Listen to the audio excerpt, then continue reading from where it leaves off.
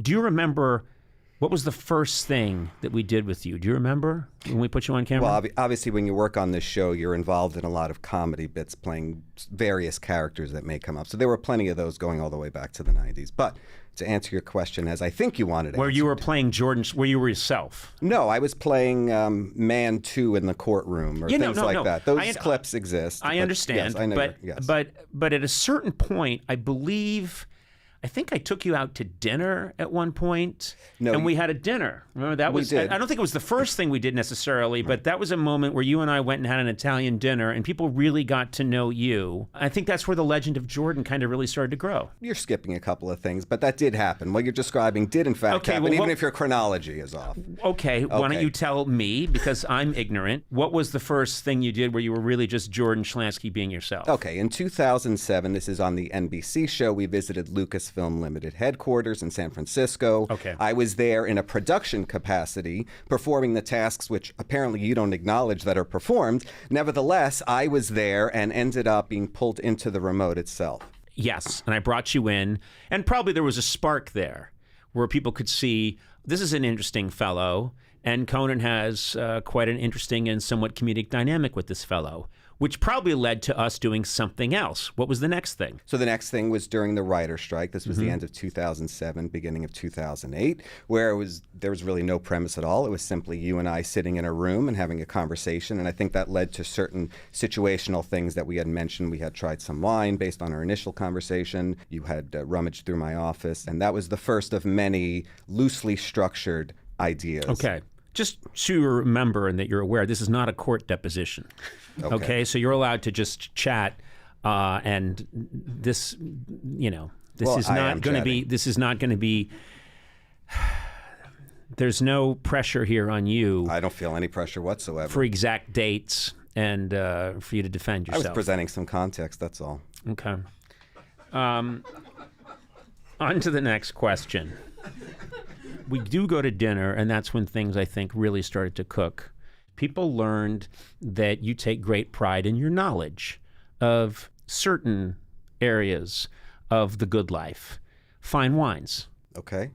Well, yes or no? I enjoy wine that's good. I don't claim to be any kind of expert on a particular class of wine. I just enjoy drinking wine that's good. Okay. You also like to talk a lot about Italy.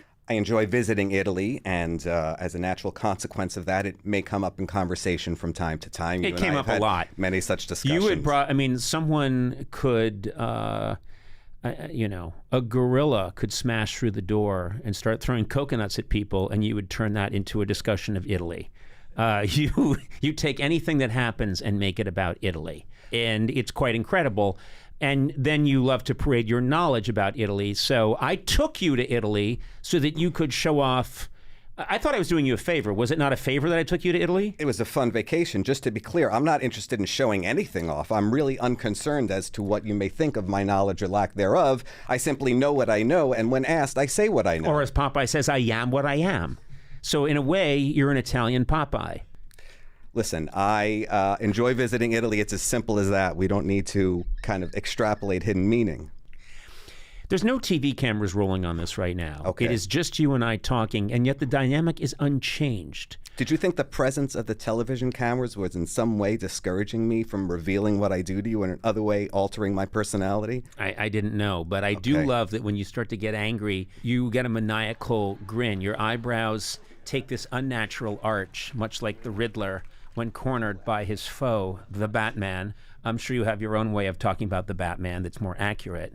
You'd probably call, well, technically he's the Batman, because in 1951, original creator Bob Kane, blah, blah, blah. But you get a maniacal look on your puss.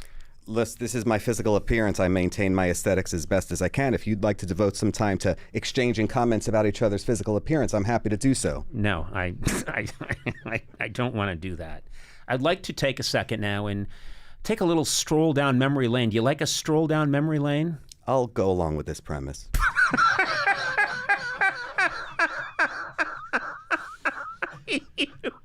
You!